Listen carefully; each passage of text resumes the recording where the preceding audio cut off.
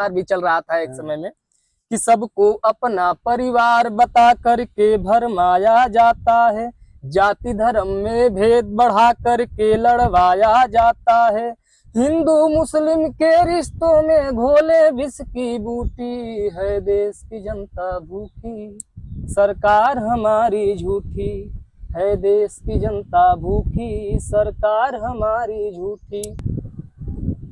खड़ा हिमालय जैसे गलत जवानी हो, करीला अर्जी रोजगार मांगतानी हो, मन झूमे नाच गावे जब जब वैकेंसी आवे, पेपर लीक तो बढ़ावे परसनिया हो, हम बेरोजगार हमार दोस्त बेरोजगार बा, मिले नहीं हमनी के कनिया हो, सुनी सरकार गाड़ी देता परिवार, अब बुझी तनी मोर परसनिया हो।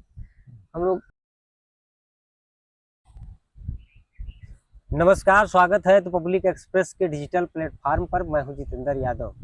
आज हमारे साथ एक युवा कवि है जो तमाम मुद्दों पर अपनी कविताओं के माध्यम से सरकार का ध्यान आकृष्ट करते रहते हैं, उनकी कमियों को उजागर करते रहते हैं। तो उनसे आज कई मुद्दों पर बात करेंगे। आजकल जो देश में चल रहे हैं तमाम मुद्दे गर्म हैं, उस पर भी चर्चा करेंगे, इनकी कुछ कविताओं के बारे में भी चर्चा करेंगे। तो सीधे उन्हीं से जुड़ते हैं। ये है इंद्रेश वानी जी। तो बहुत बहुत आपका स्वागत है हमारे चैनल पर। नमस्कार भैया। और आज आप ये बताइए कि पहले शुरुआत करिए कोई कविता से कि आज के जो परिवेश में जो मुद्दे चल रहे हैं उस पर क्या कहना चाहिए। देखिए, मुद्दे क्या, ये सब तमाशा चल रहा है और राजनीति को, जनता को तमाशा पसंद है, इसलिए राजनीति तमाशा कर रही है, राजनेता लोग तमाशा कर रहे हैं।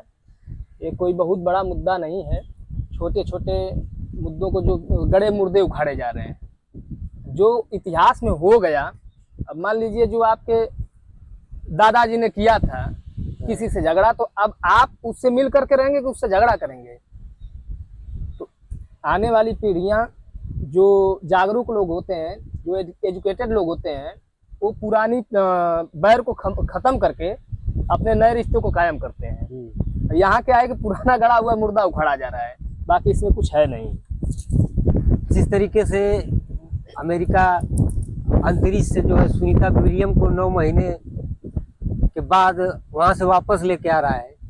एक तरफ वो लोग ऊपर जा रहे हैं अंतरिक्ष में और हम लोग नीचे खोदने का काम कर रहे हैं। कब्र में जा रहे हैं, इसे कैसे वहां से तो अंतरिक्ष से वापस लेके आ रहा है, यहाँ कब्र से मुर्दे उखाड़े जा रहे हैं और उस मुर्दों से सवाल किया जा रहा है कि तुमने ऐसा क्यों किया। जब वो मुर्दा ऐसा कर रहा था तब कहाँ थे? तब तो आप ही के लोग उसके साथ दे रहे थे, उसके साथ थे, तब कोई नहीं सवाल किया। अगर उस मुर्दे से सवाल हो रहा है तो उनके साथ जो लोग हैं उनकी भी समाधियों पर जाकर के सवाल पूछना चाहिए ना, क्यों साथ दिए थे। सवाल वहां भी तो बनता है। जो कल एक बड़ी घटना हुई, राज्यसभा सांसद के घर बिल्कुल गलत हमला हुआ है, वो उसको कैसे देखते हैं? वो हमला नहीं, गुंडई हुई है, एक तरह से ये सरासरी गुंडई है, बिल्कुल गलत है। दूरदर्शन में आप देखिए, दूरदर्शन में साफ साफ दिखाया गया, जो रामजीलाल सुमन ने बोला है एकदम दूरदर्शन में वही दिखाया गया। इतिहास के कुछ पन्नों को पलटिए, उसमें भी वही लिखा गया। हम लोग पढ़ते हैं, हम लोग देखते हैं। आप इतिहास पलटिए, जितनी भी पुरानी बुक है हिस्ट्री की, उसमें देखिए, उसमें सीधा सीधा लिखा है निमंत्रण दिया। ठीक, निमंत्रण दिया तो वो अलग बात है, जो भी हुआ। लेकिन आप अगर आपको आपकी भावना आहत हुई है तो आप केस करिए, FIR करिए। देश में संविधान भी है, तो है, लोकतांत्रिक देश है ना, कि आप जाएंगे किसी घर पे जान से मारने के लिए पहुंच जाएंगे। आप उस पर केस करिए, उस आपकी भावना आहत हुई है तो कानूनी प्रक्रिया से जाइए। चलिए, इस मुद्दे से अब थोड़ा अलग चलते हैं, उत्तर प्रदेश पे आते हैं। यहाँ पर एक बुलडोजर वाला मामला चलता रहता है, हमेशा कहीं न कहीं बुलडोजर की चर्चा हो ही जाती है। तो अभी एक हाल ही में एक मामला ही बगल का आया था, कोई बच्ची है झोपड़ी में से बुक लेकर के भाग रही है, उसका भी एक वीडियो बड़ा वायरल हो रहा है। आप भी कई बुलडोजर पे गाने लिखे हैं, तो थोड़ा सा कुछ तो आप बताइए। देखिए, बुलडोजर तो अब यहाँ जो हुआ है, उनकी तो रिहाई हो गई और पुलिस बता रही है कि हल्का बल प्रयोग किया गया है। तो आप देख सकते हैं कि ये जो मुख्यमंत्री जी के जो सजाती हैं, उन पर हल्का प्रयोग हो रहा है। और अन्य लोगों के लिए जैसे यादव मान लीजिए, मुसलमान मान लीजिए, या फिर जो अन्य पिछड़े वर्ग के हैं, उनके साथ सीधे बुलडोजर से कार्रवाई होती है। तो कहीं ना कहीं ये जो है कि एक तरफा कानूनी कार्रवाई की जा रही है और कुछ नहीं। तो बुलडोजर वाला कुछ सुना दीजिए। और बुलडोजर पर मैंने एक गीत लिखा था, जब एक कोई ब्राह्मण कानपुर के जो जल गई थी, झोपड़ी जल गई थी कि तोहरे बुलडोजर में आग लग जाए, तो के गरीबों के आह ना बुझाए हो, तोहरे बुलडोजर में आग लग जाए। अच्छा, इस समय वर्तमान जो मुद्दा है, जो देश का, जो जनता का मुद्दा है, मैंने उस पर एक गीत लिखा है। जो देश की जनता है, जनता की स्थिति क्या है और नेता लोग क्या बता रहे हैं कि है देश की जनता भूखी, सरकार हमारी झूठी, है देश की जनता भूखी, सरकार हमारी झूठी, चुन लिया है जब से हमने, किस्मत ही हमारी रूठी रूठी रूठी, है देश की जनता भूखी, सरकार हमारी झूठी, कि सबको अपना परिवार बता करके भरमाया जाता है। कहते हैं ना कि सबका साथ सबका विकास, सभी लोग हमारे परिवार के हैं। तो जब सबका साथ सबका, मोदी का परिवार भी चल रहा था एक समय में, कि सबको अपना परिवार बता करके भरमाया जाता है, जाति धर्म में भेद बढ़ा करके लड़वाया जाता है, हिंदू मुस्लिम के रिश्तों में घोले विष की बूटी, है देश की जनता भूखी, सरकार हमारी झूठी, है देश की जनता भूखी, सरकार हमारी झूठी। देश की जनता भूखी इसलिए है कि देश के तमाम लोगों को आप गिनवा देते हैं कि मैं इतने लोगों को राशन बांट रहा हूँ, भूखे लोगों सभी को राशन, 80 करोड़ लोगों को आप राशन बांट रहे हैं, आपको शर्म नहीं आ रही है। और जिस देश में इस काबिल लोगों को बना देना चाहिए था कि लोग आपके राशन पर निर्भर न रहे, उस देश में आप राशन बांटने की जरूरत पड़ रही है। और इस समय जो है कि आप हिंदू मुसलमान कर रहे हैं, न रोजगार की चिंता है, न महंगाई की चिंता है, न भ्रष्टाचार की चिंता है, बस हिंदू मुसलमान करके एक तरफ से वोट ले करके फिर वही हिंदू भी है, हिंदू भी परेशान, मुस्लिम भी परेशान। और अगर कोई ये कह दे कि जाति से, तो जातियों के भी ये लोग नहीं होते हैं, चाहे जो भी जाति के हों, ये न किसी जाति के हैं, न ये लोग किसी धर्म के हैं, ये लोग केवल अपनी पार्टी के हैं, अपनी जीत के लिए ये लोग किसी भी जाति को और किसी भी धर्म को नफरत की आग में झोंक सकते हैं, ये ऐसे लोग हैं। तो इस समय जिसे आपने सुनाया ये अभी बड़ा बढ़िया कविता, और कोई नया पुराना कुछ हो तो सुनाइए। और कोई नया पुराना में एक मेरा गाना था, इंस्टाग्राम पे 1 मिलियन में गया था, बेरोजगारी पर था।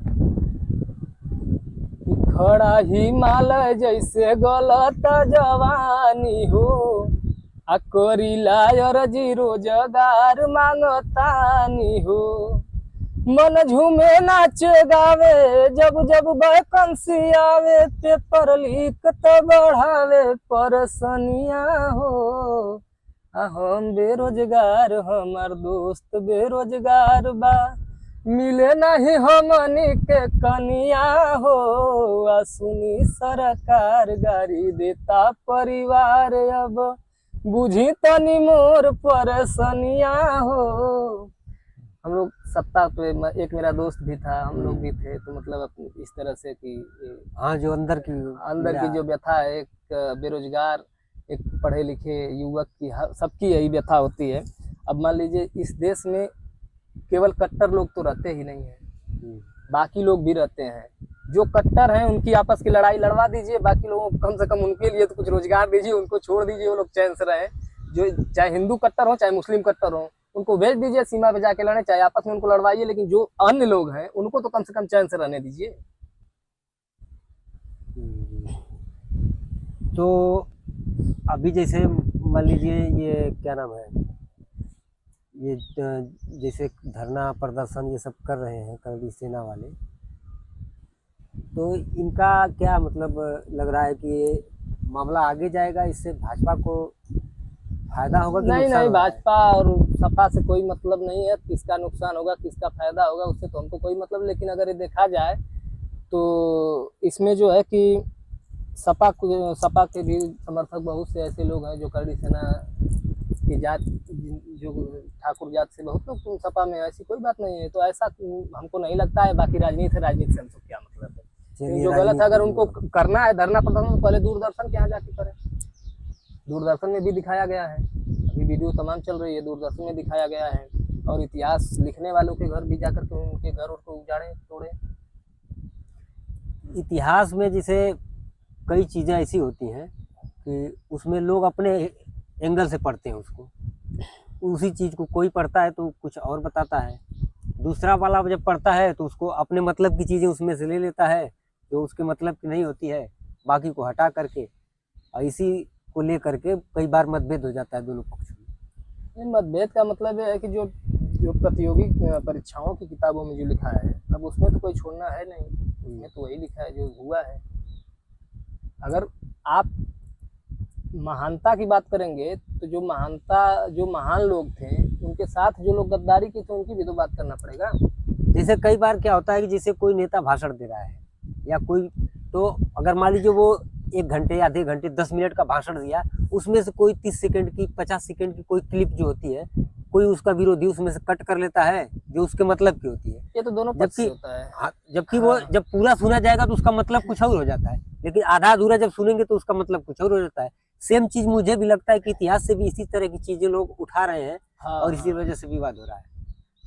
या देखिए, कुछ और है। अगर देखा जाए तो राणा सांगा ने जो गलती किए थे, लेकिन बाद में उन्होंने युद्ध भी किया था। तो एक तरह से अगर मान लीजिए कि उनकी कहीं गलती थी तो कहीं अच्छाई भी थी, तो इस पर तो कोई ज़्यादा विवाद नहीं होना चाहिए। अगर विवाद ज़्यादा करना है तो फिर पहले दूरदर्शन में जो दिखाया गया, शायद उसको सांसद जी सुने होंगे, उसी को बोल दिए होंगे। असल में ज़्यादा नहीं।